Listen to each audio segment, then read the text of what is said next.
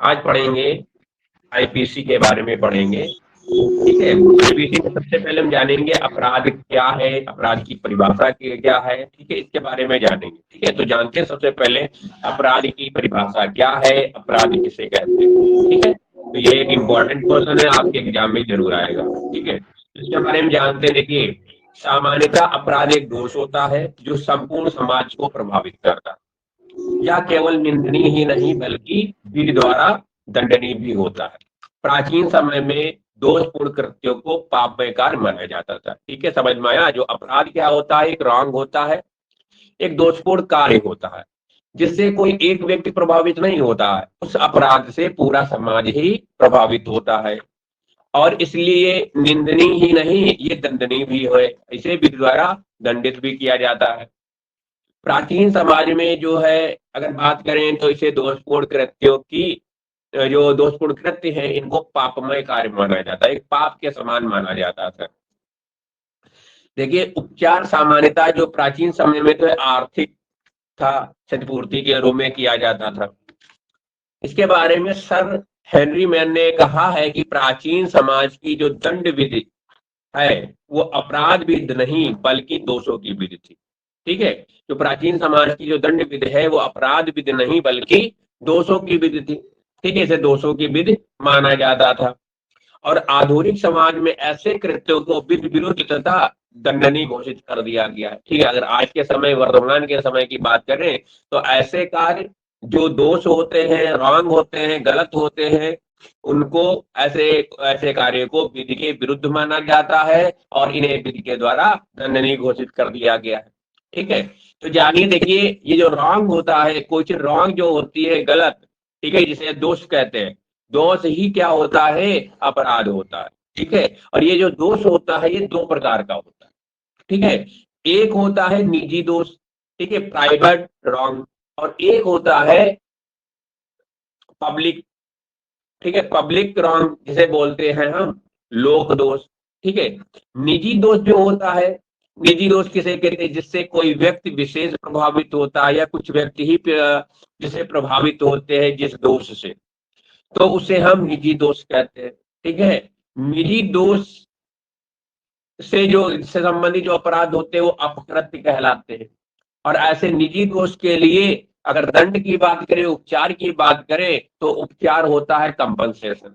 ठीक है, अगर तुम्हारी वजह से किसी को कोई नुकसान हो गया है, ठीक है, तो उसमें क्या होता है, किसी और उससे, वो उससे खाली प्रभावित वही व्यक्ति, सामने वाले एक ही व्यक्ति प्रभावित होता है, या सिर्फ कुछ ही लोग प्रभावित होते हैं, तो उसके लिए सिर्फ उसे ही दंडित किया जाता है। दंडित क्या किया जाता है, उसमें सजा नहीं दी जाती, उसमें कंपनसेशन जो है उपचार के रूप में होता है। ठीक है, तो ऐसे निजी दोष में, तो ऐसे दोषों को हम किस में रखते हैं, किस कैटेगरी में रखते हैं, तो अपकृत्य की कैटेगरी में रखते हैं, टॉर्ट की कैटेगरी में रखते हैं। ठीक है, जैसे किसी ने आपकी बाइक तोड़ दी, ठीक है, एक्सीडेंट करके बाइक टूट गई, तो अगर किसी ने आपकी बाइक तोड़ दी है तो इसके लिए क्या किया जाएगा, इससे कौन प्रभावित हुए, सिर्फ आप प्रभावित हुए या पूरा समाज प्रभावित हो गया, आपकी बाइक टूट जाने से पूरे समाज को सदमा लग गया, ऐसा हो जाएगा क्या? इससे सिर्फ प्रभावित वही व्यक्ति होगा जिसकी वो बाइक टूटी है, वही प्रभावित हुआ। ठीक है, इससे समाज को कोई लेना देना नहीं। ठीक है, समाज इसको, इससे कोई लेना देना नहीं, उसका कोई नुकसान नहीं हुआ, उससे कोई प्रभाव उस पर, समाज पर नहीं पड़ा, तो ऐसे दोस्त क्या कहलाएंगे, निजी दोस्त। हाँ, बोलो। सर सर एक बार और समझा दीजिए, थोड़ा कंफ्यूजन है। ठीक है, हम देखिए बता रहे हैं, आपको ये समझा रहे हैं कि देखिए, अपराध के बारे में पढ़ रहे हैं, क्या पढ़ रहे हैं हम, अपराध के बारे में पढ़ रहे हैं, अपराध किसे कहते हैं। ठीक है, तो अब सबसे पहले जानेंगे अपराध को ही आईपीसी के अंतर्गत दंडनीय बनाया गया है। तो सबसे पहले हम जानेंगे अपराध क्या होता है, क्राइम किसे कहते हैं।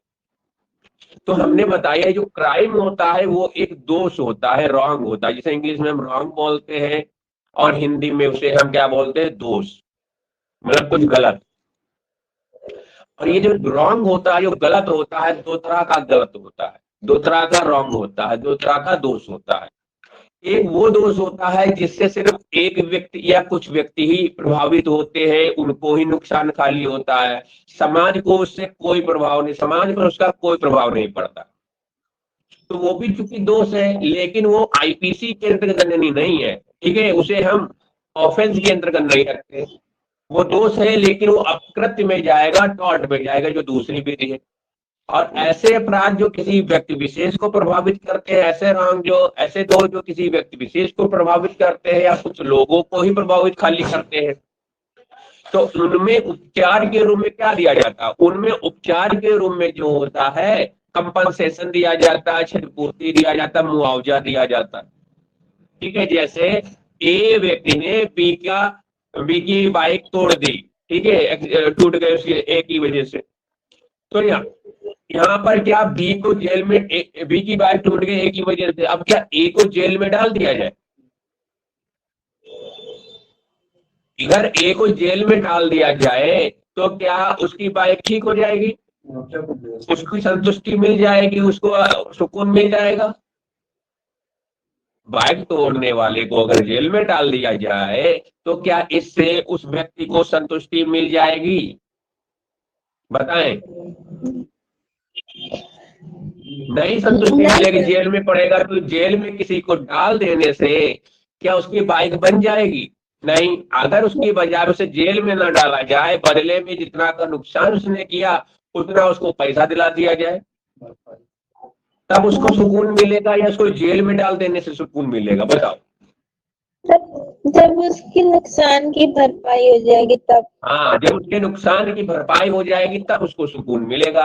तो ऐसे अपराध जिसमें ऐसे दोष जिसमें कोई व्यक्ति विशेष प्रभावित होते हैं या कुछ लोग ही प्रभावित होते हैं, उसमें उपचार क्या दिया जाता है? कंपनसेशन दिया जाता है, क्षतिपूर्ति दी जाती है, मुआवजा, ये उपचार माना जाता है। और ऐसे अपराधों को, ऐसे दोषों को क्या माना जाता है? अपकृत्य माना जाता है। ठीक है, जिसे हम एलएलबी के सेकंड सेमेस्टर में पढ़ेंगे।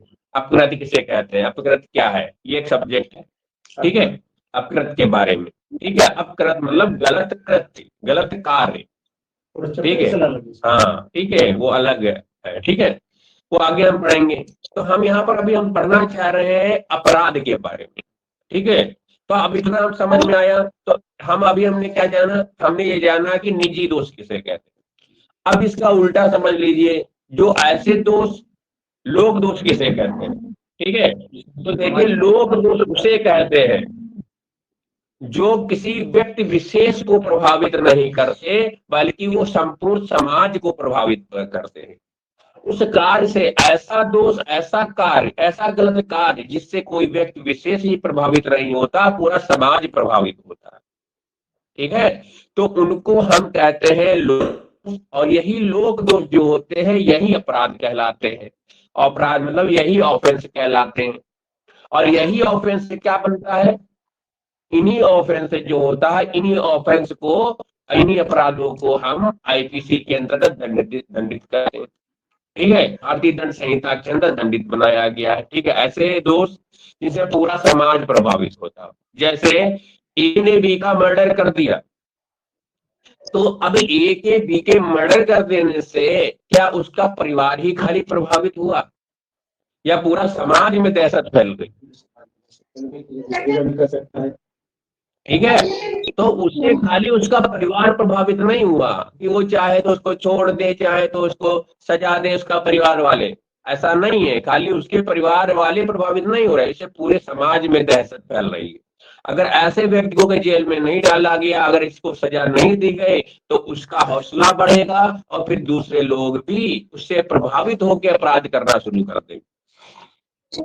ठीक है, और बाकी लोगों को भी डर रहेगा कि ऐसा ना हो, आज ने यहाँ कत्ल किया, कल मेरे यहाँ भी कत्ल कर दे। ठीक है, तो इससे क्या हो रहा है? पूरा समाज प्रभावित हो रहा है। तो ऐसे दो जिससे पूरा समाज प्रभावित हो। इसी तरह से ए व्यक्ति ने क्या किया? बी के घर में चोरी की।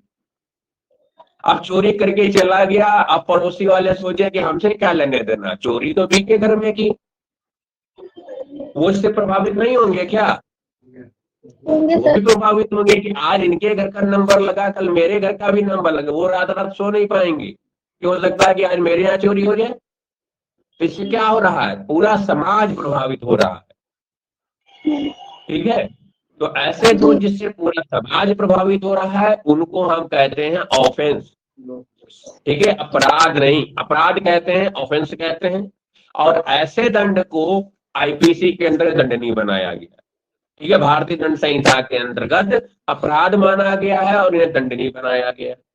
और इसमें उपचार क्या मिलता है, ऐसे ऐसे दोषों के लिए जो उपचार है वो या तो दंड के रूप में होता है, कारावास के रूप में, या तो फिर जुर्माने के रूप में होता है। या तो उसके लिए क्या किया जाता है, किसी व्यक्ति को जेल में डाला जाता है या तो जुर्माना लगाया जाता है। कंपनसेशन इसमें नहीं होता। समझ में आया? हाँ ठीक है। तो ये इस तरह से आप ये समझे। ठीक है, दोनों चीजें समझ में आया कि नहीं आया? आ गया। ठीक है, तो यही चीजें देखिए हमने, लेकिन यहाँ पढ़ाया हमने। देखिए अपराध दो, देखिए एक होता है अपराध, उसको हम लिखते हैं क्राइम। एक होता है अपराध, जिसको लिखते हैं हम ऑफेंस। दोनों में अंतर क्या है? ठीक है, अपराध, हाँ, जो जो हम पढ़ते हैं आईपीसी, आईपीसी में अपराध का मतलब ऑफेंस है, क्राइम नहीं है। समझ में आया? अब ऐसे समझो। ठीक है, सबसे पहले ऐसे समझो। देखिए एक होता है क्राइम। ठीक है, क्या है? क्राइम। ठीक है, क्राइम हो गया। क्राइम का मतलब होता है अपराध। अपराध में दो शाखाएं हो गई। ठीक है, एक हो गई, एक होगा प्राइवेट रॉन्ग। ठीक है, प्राइवेट रॉन्ग। एक हो गया, दूसरा होगा पब्लिक, पब्लिक रॉन्ग। ठीक है, पब्लिक रॉन्ग हो गया। जो प्राइवेट रॉन्ग है, ठीक है, ये क्या कहलाता है? टॉर्ट। ठीक है, अपकृत्य कहलाता है। और ये जो पब्लिक रॉन्ग है, ठीक है, ये पब्लिक रॉन्ग क्या कहलाता है? पब्लिक रॉन्ग ही ऑफेंस कहलाता है। ठीक है, जी। समझ में आया कि नहीं आया? और ये पब्लिक रॉन्ग, ये लोक दोष, ठीक है, इसको ही हम ऑफेंस बोलते हैं। ऑफेंस का मतलब होता है, ऑफेंस का भी मतलब होता है अपराध। ठीक है, देखिए टॉर्ट और ऑफेंस, टॉर्ट और ऑफेंस दोनों को मिला दिया जाए तो क्राइम है। देखो हर गलत चीज क्या है? अपराध है। लेकिन हर गलत चीज दंडनीय नहीं है। समझ में आया? जो चीज दंडनीय है, ठीक है, वो गलत चीज जो समाज को प्रभावित करे और विधि द्वारा विधि बनाकर उसके लिए दंड की व्यवस्था कर दी जाए, उसे बोलते हैं ऑफेंस। ठीक है, हाँ ठीक है, दोनों चीजें है। हर चीज दो, चाहे वो एक व्यक्ति को नुकसान हो रहा हो या सबको नुकसान हो, हर चीज क्या है? रॉन्ग। और वो क्या है? हर चीज जो है क्राइम है। लेकिन उन्हीं में से ऐसी चीज जिससे एक व्यक्ति प्रभावित होता है उसको टाट में बांट दिया गया, और जिससे पूरा समाज प्रभावित होता है और उसको दंडनीय बनाया गया, उसके दंड दिया गया, वो क्या कहलाएगा? इसके लिए दंड सत्तर चाहिए। ठीक है, जो दंड भी जिसमें है, ठीक है, विधि द्वारा रोका भी गया है और दंड की भी व्यवस्था की गई, वो क्या हो गया? वो ऑफेंस हो गया। समझ में आया? हाँ, इसमें कंपनसेशन होता है खाली। ठीक है, टॉर्ट के अंतर्गत। ठीक है, समझ में आया कि नहीं आया दोनों चीजों के बारे में? ठीक है, तो हर ऑफेंस क्राइम होता है लेकिन हर क्राइम ऑफेंस नहीं होता। समझ में आया कि नहीं आया? जी सर। ठीक है, ठीक है, हर ऑफेंस क्राइम होता है लेकिन हर क्राइम ऑफेंस नहीं होता। ठीक है, क्योंकि क्राइम में टॉर्ट भी शामिल है। टॉर्ट जो है वो ऑफेंस में नहीं आएगा, आईपीसी के अंतर्गत नहीं आएगा, उसके लिए किसी को जेल में नहीं डाला जाएगा। समझ में आया? Yes sir. अब देखिए इसकी, अभी तो देखिए हमने जाना, इसके अलावा देखिए जो ये समाज जो होता है, ठीक है, समाज को प्रभावित करता हो, वो चीज क्या कहलाती है? अपराध कहलाती है। ठीक है, अब याद देखिए समाज जो होता है परिवर्तनशील होता है। समाज एक जैसा कभी नहीं रहता। ठीक है, जो आज सिचुएशन है कल वो नहीं रहेंगी। ठीक है, जो एक देश में जो सिचुएशन है वो दूसरे देश में नहीं है। ठीक है, समाज परिवर्तनशील होता है तथा सभी स्थानों पर भिन्न भिन्न मानक और प्रकृति का होता है और अलग अलग जगह पर अलग अलग तरह का समाज होता है। ठीक है, हमारे देश में अलग तरह का समाज है, विदेश में अलग तरह का समाज है। और इसीलिए क्या होता है, अलग अलग समाज होता है, इसलिए अलग अलग समाज की जगह की वजह से अलग अलग जगह पर अलग अलग चीजें जो होती अपराध होती है। कोई चीज यहाँ अपराध है वो विदेश में अपराध नहीं है, और कोई चीज जो विदेश में अपराध है वो यहाँ अपराध नहीं है। क्यों? क्योंकि सबका समाज अलग अलग है। और ऐसा भी होता है क्योंकि समाज जो होता है परिवर्तनशील है, जो आज अपराध है हो सकता है कल आने वाले समय में वो अपराध ना रह जाए। ठीक है, और जो कल अपराध नहीं था वो आने वाले समय में अपराध बन जाए। ठीक है, और इसीलिए क्या है, क्योंकि परिवार जो ये समाज जो होता है परिवर्तनशील होता है और विभिन्न स्थानों पर अलग अलग होता है, और इसीलिए किसकी एक निश्चित परिभाषा दे पाना मुश्किल क्या असंभव है। ठीक है, इसलिए एक निश्चित पर्टिकुलर परिभाषा इसकी नहीं दी जा सकती। ठीक है, हाँ, क्यों नहीं दे सकते? क्यों? क्योंकि हम यहाँ जो परिभाषा डिफाइन करेंगे, परिभाषित करेंगे, वो दूसरी जगह पर वो लागू नहीं होगा। ठीक है, और या आज जो हम परिभाषा दे रहे हैं आने वाले कल समय में वो परिभाषा के अंतर्गत लागू ना हो। ठीक, क्यों? क्योंकि समाज तो परिवर्तनशील है। हो सकता है कि जो कोई बात जो एक समय में विधिपूर्ण हो भविष्य में अपराध हो जाए, अथवा कोई बात जो एक समाज में अपराध ना हो किंतु भिन्न समाज में क्या है वो अपराध हो जाए। जैसे भारत में सती प्रथा थी, जो पहले अपराध नहीं थी, लेकिन आज के समय में सती प्रथा क्या है, अपराध बन गई। ठीक है, दहेज प्रथा थी, तब जिसे अपराध नहीं माना जाता था, लेकिन आज के समय में क्या है, ये एक अपराध है। इसी तरह से बाल विवाह था, एक समय में इसे अपराध नहीं माना जाता था, लेकिन आज के समय में ये अपराध है। दुर्विवाह था, कोई एक से अनेक शादियां कर सकता था। ठीक है, लेकिन आज के समय में कोई व्यक्ति सिर्फ एक ही शादी कर सकता है, इससे ज्यादा करेगा तो उसे दंडित किया जाएगा। ठीक, समझ में आया? इसी तरह से अगर बात करें, जारता जो था पहले अपराध था, लेकिन आज के समय में जारता को, अडल्टरी को अपराध नहीं माना जाता है। न्यायालय ने इसे घोषित असंवैधानिक 497 धारा को, आईपीसी की धारा 497 को असंवैधानिक घोषित कर दिया गया। जारता का मतलब होता है पति और पत्नी के अलावा किसी अन्य व्यक्ति से संबंध बनाना। ठीक है, पति के होते किसी अन्य, पत्नी का पति के अलावा किसी अन्य व्यक्ति बिना पति की इजाजत के संबंध बनाना, रिलेशन रखना, इसे क्या कहते हैं? जारता कहते हैं।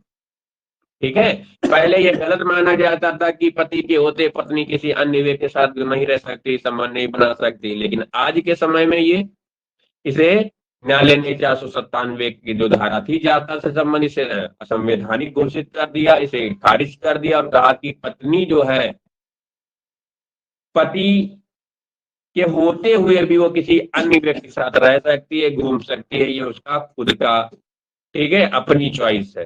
ठीक है, उसके लिए पति उसे बाध्य नहीं कर सकता, मजबूर नहीं कर सकता। ठीक है, समझ में आया? क्योंकि दोनों को अपने अपने आर्टिकल 21 के अंतर्गत अधिकार है। ठीक है, वो उसके लिए स्वतंत्र है। ठीक है, किसके साथ संबंध रखने हैं, किसके साथ नहीं रखने हैं, इसका चूज करने का भी माई बॉडी माई डिसीजन। ठीक है, उसकी बॉडी है, उसे किसके साथ रहना है, किसके साथ संबंध बनाने, चूज करने का राइट उसको है, किसी अन्य व्यक्ति को नहीं है। ठीक है, इसी तरह से व्यक्ति भी किसी के साथ रहे, पत्नी है अपने किसी के साथ रहे, कोई नहीं, इसे कोई नहीं। हाँ, किसी को एतराज है तो इस आधार पर वो क्या है, कोर्ट से तलाक ले सकता है। जारता तलाक लेने का ग्राउंड हो सकता है, लेकिन इस आधार पर दूसरे व्यक्ति को दंडित नहीं किया जा सकता। सर, वो आपकी आवाज नहीं आ रही है। हाँ, हेलो सर, आपकी आवाज नहीं आ रही, कट रही है। अच्छा, ठीक है, नेटवर्क प्रॉब्लम होगा।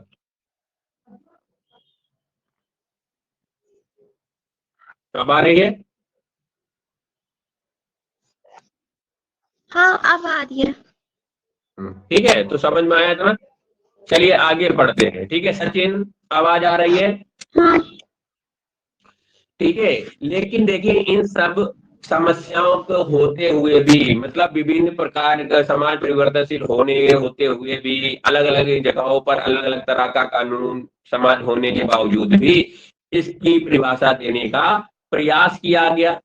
अपराध को परिभाषित किए जाने में कठिनाई होने के बावजूद भी इसे एक ऐसे दोषपूर्ण कृत्य के रूप में परिभाषित किया जा सकता है जो संपूर्ण समाज को प्रभावित करता हो तथा जिसे विधि द्वारा निषिद्ध या दंडनीय घोषित कर दिया गया। अतः परिभाषा सामान्यतः उससे स्वीकार किए जाने योग्य है। ठीक है, आगे इन सब चीजें समस्याओं के होने के बावजूद भी इसे हम परिभाषित इस तरह से कर सकते हैं कि ऐसी चीज जो पूरे समाज को प्रभावित कर दे, ऐसा रॉन्ग, ऐसा दोष जो पूरे समाज को प्रभावित करता हो और उसे विध बनाकर दंडित करने का प्रावधान कर दिया गया हो, तो फिर वो क्या है?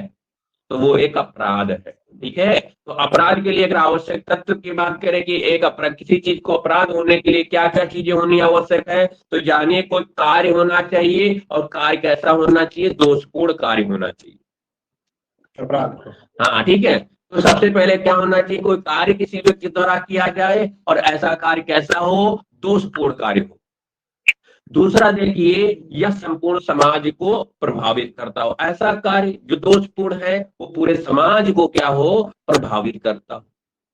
ठीक है, प्रभावित करता इतने मात्र से अपराध नहीं हो जाएगा, इसके साथ साथ उस काम को जो पूरे समाज को प्रभावित करता हो उसे विधि द्वारा करने से मना किया गया हो, निषिद्ध किया होगा कि तुम ये काम नहीं कर सकते, और फिर वो ये व्यक्ति उस काम को फिर भी करे तो उसे दंडित करने की व्यवस्था की गई हो, दंडनीय बनाया गया हो। अगर ये चार चीजें मौजूद है तो फिर वो क्या चीज है? वो एक अपराध है, ऑफेंस है। ठीक समझ में आया कि नहीं आया? हाँ, आ गया। ठीक है, क्लियर। अब देखिए, ये तो परिभाषा सामान्य एक परिभाषा दी गई, इसके अलावा कई वित्तशास्त्रियों ने अपने हिसाब से इसे परिभाषित करने का प्रयास किया। अलग अलग वित्तशास्त्रियों ने इसे अलग अलग तरीके से परिभाषित किया। उन्होंने बताया कि क्या अपराध है, क्या अपराध नहीं। ठीक है, तो इसी में जानिए, सबसे पहले कुछ विद्वानों की, कुछ वित्तशास्त्रियों की परिभाषाओं को जानते हैं जिन्होंने क्या अपराध की क्या क्या परिभाषा दी। ठीक है, सबसे पहले जानिए ब्लैक स्टोन के बारे में। ठीक है, तो ब्लैक स्टोन जो वित्तशास्त्री थे, इन्होंने एक परिभाषा दी, जो जानिए क्या परिभाषा दी। इन्होंने कहा, निषिद्ध या समादेशित करने वाली लोक विधि के अतिक्रमण के रूप में किया गया कार्य लोक अपराध कहलाता है। ठीक है, मतलब जो चीज निषिद्ध है या जिस चीज को करने का समादेश दिया गया, मतलब जिस चीज को करने का आदेश दिया गया है, अगर ऐसी कोई विधि बनाई गई है और उस विधि का कोई आक्रमण करता है, अतिक्रमण करता है, ठीक है, उस विधि को अगर कोई नहीं मानता, उसका उल्लंघन करता है, तो वही चीज क्या है? वो एक अपराध है। ठीक है सचिन? ठीक है मानसी, समझ में आया था?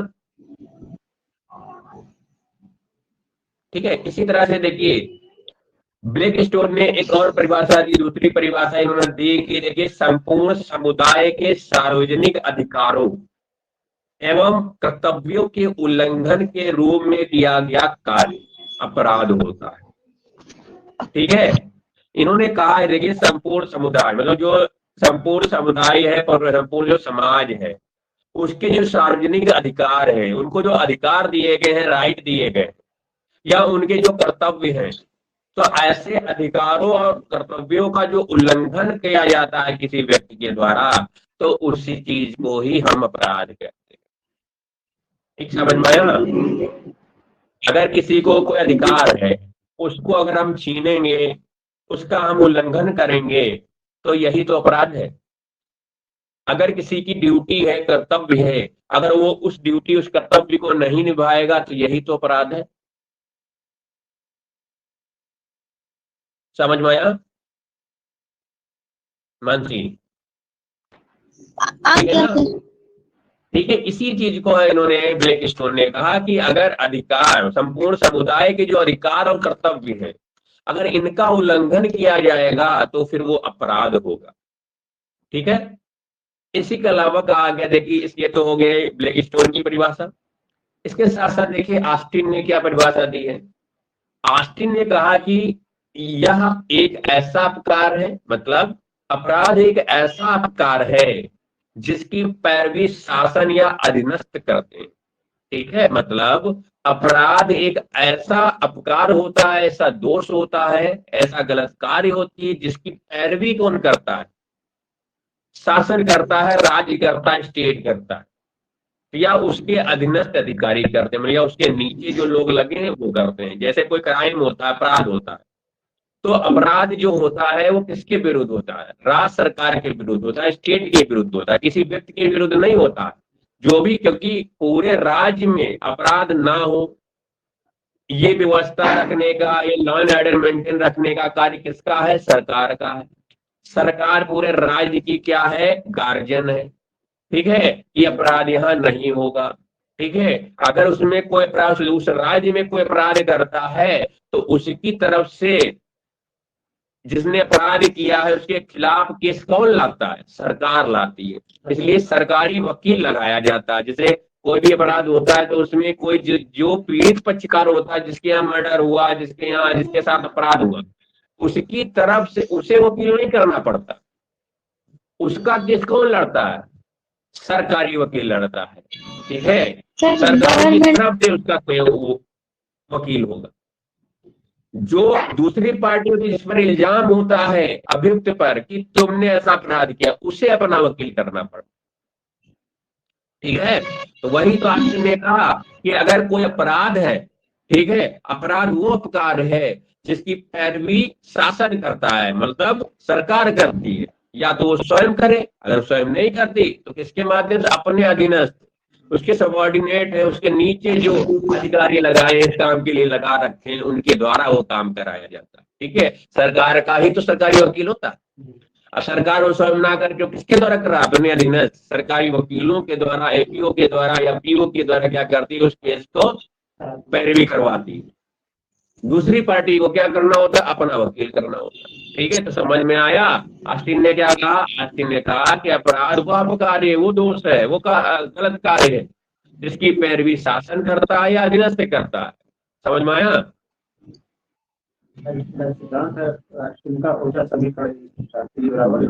वो दूसरे ऑस्टिन है, ये अलग है, ये अलग है। ठीक है, ये अलग ऑस्टिन है। ठीक है, वो दूसरे है। ठीक है, ये अलग है।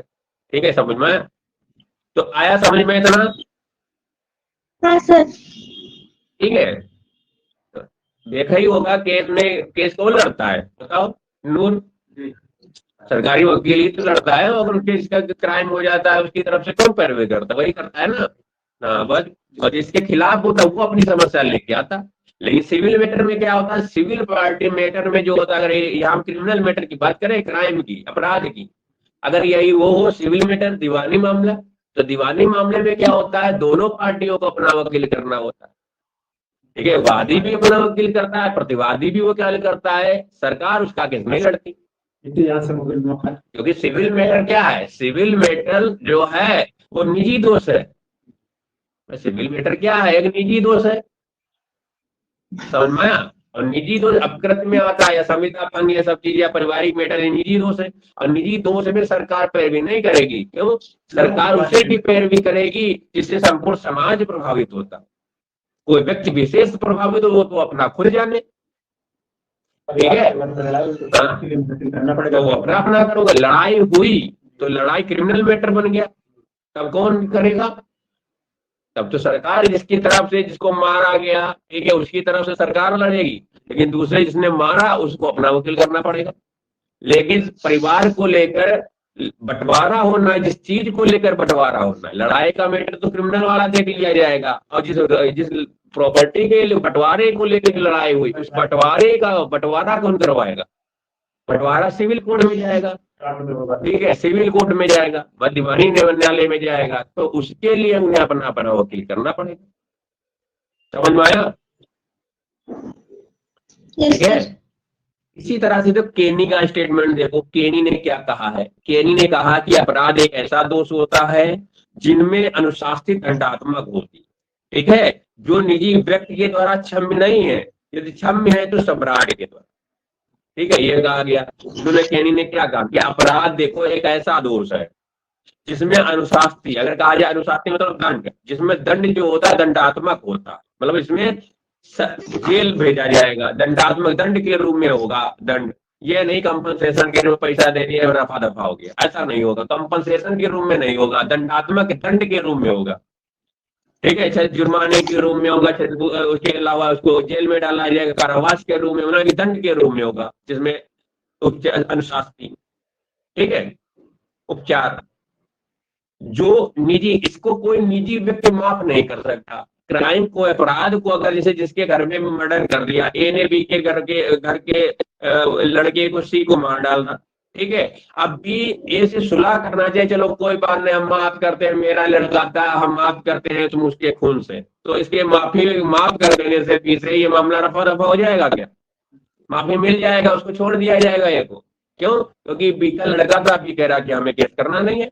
ठीक है, तो क्या यहाँ पर केस रफा दफा हो जाएगा? माफ कर सकता है बी के माफ कर देने से मामला खत्म हो जाएगा क्या? बताओ, नहीं खत्म होगा। क्यों? क्योंकि इससे पूरा समाज प्रभावित हो रहा है। ये किसी निजी व्यक्ति के द्वारा क्षमा नहीं किया जा सकता। अगर क्षमा कर सकता है तो कौन? सम्राट कर सकता है, राजा कर सकता है। और राजा कौन होता है? राष्ट्रपति। ठीक है, और राष्ट्रपति को ये सजा, ये पावर होती है किसी व्यक्ति को क्षमादान करने की। ठीक है, राज्यपाल को होता है, राज्यपाल राजा होता है। ठीक है, उसको ये पावर है, वो किसी भी व्यक्ति को क्षमादान कर सकता है। अगर वो क्षमा कहा गया अपराधी को दोष है, जिसमें अनुशास्त्री क्या होता है, उपचार क्या होता है, दंड होता है, और जिसमें कोई निजी व्यक्ति किसी व्यक्ति को क्षमा नहीं कर सकता। अगर क्षमा कर सकता है तो राजा, सम्राट क्षमा कर सकता है, और राजा मतलब राष्ट्रपति। समझ में आया? क्लियर? ठीक है ना? तो यही ये इन्होंने इसको परिभाषा दी है। ठीक है, अगर ये सिविल मैटर होता, तुम्हारी गाड़ी तोड़ दी किसी ने और तुम कहते कोई बात नहीं, जाने दो, हमें कंपनसेशन नहीं चाहिए, तो माफ करना जो माफ कर सकते हो, या उसमें सरकार दखलंदाजी करेगी, नहीं तुम्हें माफ नहीं करने देंगे, इसका केस लड़ाया जाएगा, कंपनसेशन दिला के मानेंगे। ऐसा करवाया जाएगा क्या? अगर तुम्हें नुकसान हुए, तुम्हें आपत्ति नहीं, तुम्हें परेशानी नहीं है, तो फिर सरकार को भी प्रॉब्लम नहीं है, किसी को प्रॉब्लम नहीं है। ठीक है, उसमें आप निजी व्यक्ति उसको क्या कर सकता है? क्षमा कर सकता है, जिसका नुकसान हो उसे क्षमा कर सकता है, लेकिन क्राइम में वो क्षमा नहीं कर सकता। इसको उससे लगा के बोल नहीं कर, दूसरे के पैसे दे, दूसरे को धनी नहीं होने। हाँ, ठीक है, समझ में आया? तो बस यही इतना जानो। ठीक है, तो ये कुछ परिभाषाएं हैं, इनको याद रखना। ठीक है, बेंथम कहते हैं इसके बारे में, कहते हैं कि अपराध वह है जिसे विधायिका के द्वारा अच्छे और बुरे कारणों से निषिद्ध कर दिया गया है। ठीक है, इन्होंने कहा विधायिका अपराध वह है जिसे विधायिका ने क्या किया, मतलब संसद ने, विधान लेजिस्लेशन ने क्या किया, अच्छे और बुरे कारणों की वजह से उसे निषिद्ध कर दिया, मना कर दिया। ठीक है, देखिए कोई कार्य गलत है, बुरा, वही अपराध है जिसे संसद क्या करे, उस पर कोई विधि बना दे, विधि द्वारा कह दे आज से ये काम कोई नहीं कर सकता, अगर ये काम आज से करेगा तो उसे दंडित करेगा। कल इससे पहले क्या 3 तलाक को क्या है, अपराध नहीं माना जाता था, संसद ने उस पर कानून बनाया और कहा आज से कोई भी अगर 3 तलाक बोलेगा किसी महिला को, ठीक है, किसी मुस्लिम महिला को 3 तलाक देगा उसका पति, ठीक है, तो उसे 3 साल की सजा दी जाएगी। और अब वो बोल के दिखाए कोई, तो क्या होगा, आज से वो अपराध हो गया है, अब बोलेगा तो उसे दंडित किया जाएगा। ये कहां से आया कि वो दंडित किया जाएगा, अपराध हो गया? क्योंकि विधायिका ने उस पर विधि बना दी। अगर जब तक वो उसने बिल नहीं बनाया तब तक वो अपराध नहीं था। समझ में आया?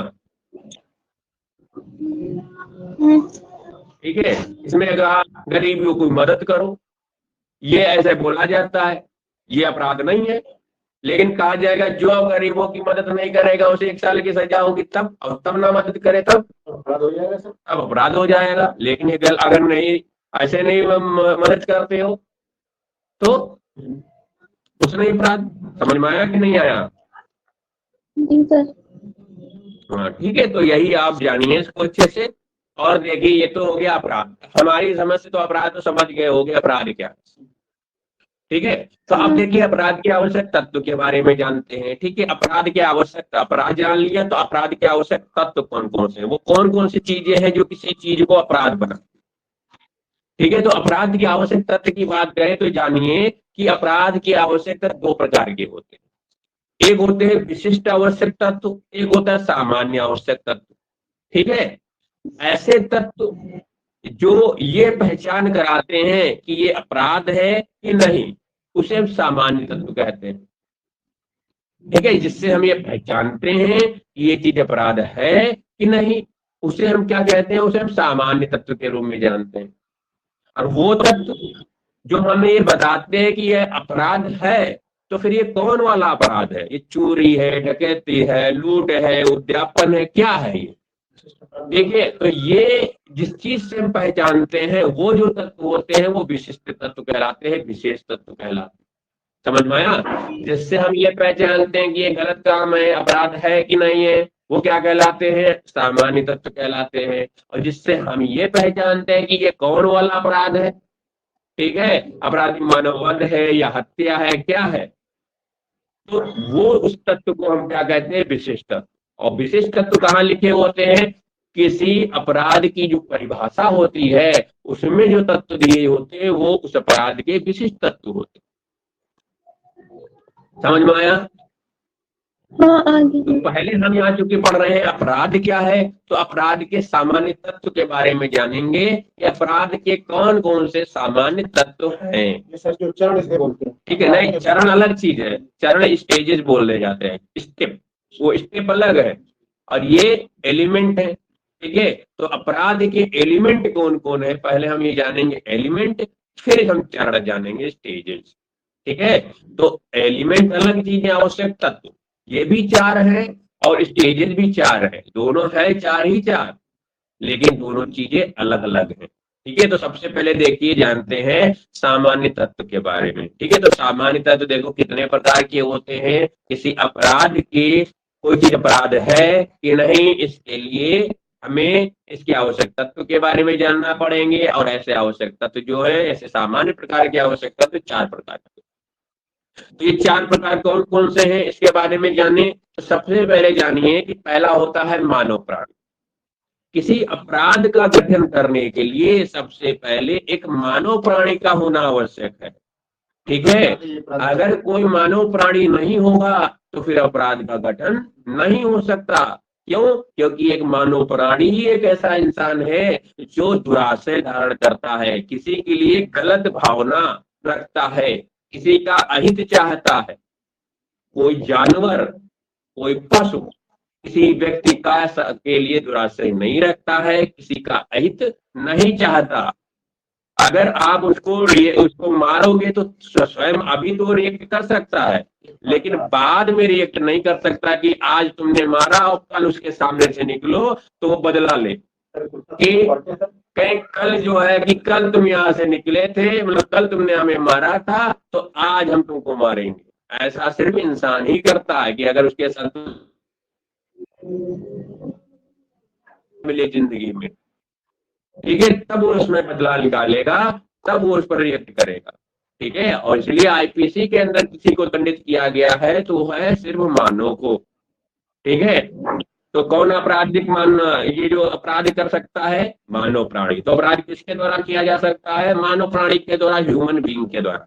तो सबसे पहले क्या होना चाहिए अपराध के लिए, एक मानव प्राणी। ठीक है। समझ में आया। तो फिल्मों में इच्छाधारी नागिन नागिन की बात हम नहीं कर रहे हैं, ठीक है, कि वो बदला लेती हैं। ठीक है। हम रियल में बात कर रहे हैं। ठीक है। यहाँ पर सिर्फ मानव प्राणी ही है जो बाद में बदला या बाकी किसी के लिए गलत सोच रखता है, दुराशय रखता है, कोई अन्य व्यक्ति नहीं। समझ में आया। इसके साथ साथ देखिए मानव प्राणी होना चाहिए, दूसरा फिर क्या होना चाहिए, मानव प्राणी है, खाली मानव प्राणी के होने से क्या अपराध हो जाएगा। ठीक है। तो दूसरा चीज खाली मानव प्राणी से अपराध नहीं हो जाएगा, मानव प्राणी हो और उसके मन में दुराशय हो, मतलब उसके मन में किसी का बुरा करने का कोई दुराशय होना चाहिए, गलत आशय होना चाहिए। जब तक किसी के मन में किसी अन्य व्यक्ति का गलत करने का आशय नहीं होगा, उसके मन में दोष नहीं होगा, ठीक है, तब तक उसके द्वारा किया गया कार्य अपराध नहीं होगा। ठीक है। इस पर एक सूक्ति है, एक्टस नॉन फेसिट रियम निसी मेंसेट रिया। Acts non face it रियम नीसी मेंसेटरिया। इसका मतलब ये होता है कि कोई भी व्यक्ति तब तक अपराधी नहीं हो सकता जब तक उसका मन अपराधी ना हो, उसके मन में अपराध करने की भावना ना हो। ठीक है, कोई भी व्यक्ति तब तक अपराधी नहीं है जब तक उसका मन में दुराशय ना हो, किसी अन्य व्यक्ति का गलत करने का आशय ना हो। ठीक है, अगर उस व्यक्ति के अंदर किसी अन्य व्यक्ति का गलत करने का आशय होगा तभी उसके लिए दंडित किया जाएगा। गलती से हो गया, ठीक है, या किसी अन्य वजह से हो गया, उसमें उसका कोई भी उसको इंटेंशन नहीं था, आशय नहीं था, ना इसका श्रेय ज्ञान था, न उसे पता था ऐसा होगा उसके द्वारा, तो उसके लिए उसे दंडित नहीं किया जाएगा। ठीक है, समझ में आया?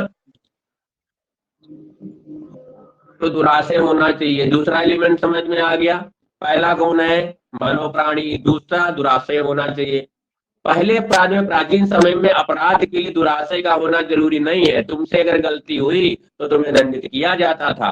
ठीक है, किया जा सकता था। ठीक है, उसमें ये नहीं देखा जाएगा तुम्हारी गलती थी कि चाहे गलती नहीं थी, किसी भी तरह गलती से भी अगर तुमसे गलती हो गई तो भी तुम्हें दंडित किया जाएगा। लेकिन आज के समय में अगर देखें तो ये अब इसमें तीन ही एलिमेंट पहले थे आवश्यकता, तो चौथा ये एलिमेंट दुराशय वाला सब इसमें एलिमेंट आवश्यकता तो नहीं था, इसे बाद में लाया गया, शामिल किया गया। और अब मानव प्राणी के मन में दुराशय जरूर होना चाहिए। दुराशय नहीं है तो उसके द्वारा किया गया कार्य अपराध नहीं है। ठीक है, उसे सामान्य अपवाद का बचाव मिल जाएगा। ठीक है, जो आईपीसी में सामान्य अपवाद दिए गए हैं उनका बचाव मिल जाएगा उसे। ठीक है, फाउलर बनाम पेजेट का मामला आया। ठीक है, जिसमें लॉर्ड केनियन थे, उन्होंने कहा गया किसी अपराध का गठन के लिए कार्य और आशय दोनों का होना आवश्यक है। बिना कार्य और आशय दोनों चीजें अगर कार्य किया गया हो और आशय के साथ किया गया हो, अगर दोनों चीजें नहीं है, कार्य किया गया लेकिन आशय इंटेंशन दुराशय के साथ नहीं किया गया, तो उस कार्य के खाली कर देने से वह चीज अपराध नहीं हो जाएगी। ठीक है, समझ में आ रहा है? जी सर। ठीक है, इसी तरह से अब देखो दो चीजें हो गई। अब कोई व्यक्ति है, मानव प्राणी है, उसके मन में दुराशय है, खाली मानव प्राणी के हो जाने से, उसके मन में दुराशय आ जाने से क्या यह अपराध हो जाएगा अपने आप? नहीं, क्यों? इसके लिए अभी हम कुछ करना पड़ेगा। अपने आप मन में सोच लेने की ये सामने वाला मर जाए तो क्या मर जाएगा? नहीं। जिसे मारना चाहते और मन में सोच ले, दुराशय उसके लिए रख ले, तो क्या इतने से वो मर जाएगा? नहीं मर जाएगा ना। तो उसके लिए कुछ कार्य करना पड़ेगा ना। और कार्य कैसा करना पड़ेगा? दोषपूर्ण करना पड़ेगा। तो तीसरा एलिमेंट क्या हो सकता है अपराध के लिए? कि कोई कार्य किया गया हो और ऐसा कार्य होना चाहिए, दोषपूर्ण कार्य होना चाहिए, मतलब एक्टस रियस होना चाहिए, दोषपूर्ण कार्य होना चाहिए। दुराशय के साथ क्या हो? दोषपूर्ण कार्य हो। ठीक है, और जब कोई कार्य दोषपूर्ण होगा तभी कोई व्यक्ति क्या होगा? उसके लिए दंडित किया जाएगा। समझ में आया? हाँ। ठीक है, तो एक्टस रियस का होना भी आवश्यक है। ठीक है, तो ये याद रखो। ठीक है, इसके अलावा आप तीन चीजें हो गए, तीन एलिमेंट हो गए। कौन कौन से एलिमेंट हो गए? ठीक है, मानव प्राणी हो गया। दूसरा क्या हो गया? दुराशय हो गया। तीसरा क्या होना चाहिए? दुराशय के साथ कोई गलत कार्य, दोषपूर्ण कार्य, एक्टस रियस हो गया। अब खाली किसी ने कोई मानव प्राणी था, उसने दुराशय रखा, उसके साथ कोई कार्य कर दिया, लेकिन किसी को कुछ नुकसान ही नहीं हुआ, किसी को कोई नुकसान ही नहीं हुआ, उससे कुछ किसी को कुछ हुआ ही नहीं, तो क्या ये अपराध जाए उसको जेल में उठा के डाल दिया जाएगा? नहीं ना। तो उसके लिए भी चौथी चीज का भी होना जरूरी है, उस कार्य की वजह से कोई परिणाम निकला हो, कोई परिणामिक क्षति हुई होनी चाहिए। ठीक है, जो कार्य उसने किया और उस कार्य की वजह से क्या किया गया होना चाहिए, कोई परिणाम निकला हो, परिणामिक क्षति हुई हो। अगर परिणामिक क्षति नहीं हुई है तो फिर वो अपराध नहीं होगा, मतलब उसकी वजह से क्या होना चाहिए? किसी को कोई नुकसान अवश्य होना चाहिए। अगर ये चार चीजें हैं तो फिर वो चीज क्या कहलाएगी? वो एक अपराध कहलाएगी। क्लियर हुआ? समझ में आया कि नहीं आया?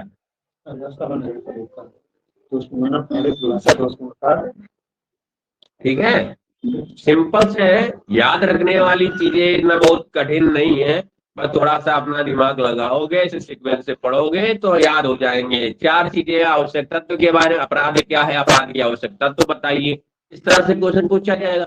उसमें आप क्या बताएंगे, अपराध के बारे में इतना बता चुके, आप अपराध के बारे में बताइए कौन सी अपराध होती है, फिर आप बताएंगे कि अपराध के लिए कौन कौन सा आवश्यक तत्व चीजें होती हैं। ठीक है, अपराध की जो विद्युत शास्त्रियों ने परिभाषा दी, आप उन परिभाषाओं को एक्सप्लेन करेंगे। उसके बाद में आप इसकी आवश्यक तत्व, सामान्य आवश्यक तत्व कौन कौन से, तो 4 प्रकार के हो गए। मानव प्राणी होना चाहिए, उसके मन में दुराशय होना चाहिए, दुराशय के साथ उसने कोई दोषपूर्ण कार्य किया हो, और उस दोषपूर्ण कार्य से क्या हुआ होना चाहिए, कोई परिणामिक क्षति निकली हुई, क्षति हुई होनी चाहिए किसी व्यक्ति को। अगर ये 4 चीजें हैं तो फिर वो कार्य क्या है, वो एक अपराध है, ऑफेंस है, और फिर उसके लिए उसे आईपीसी के अंदर दंडित किया जाएगा। ठीक है, समझ में आया कि नहीं आया?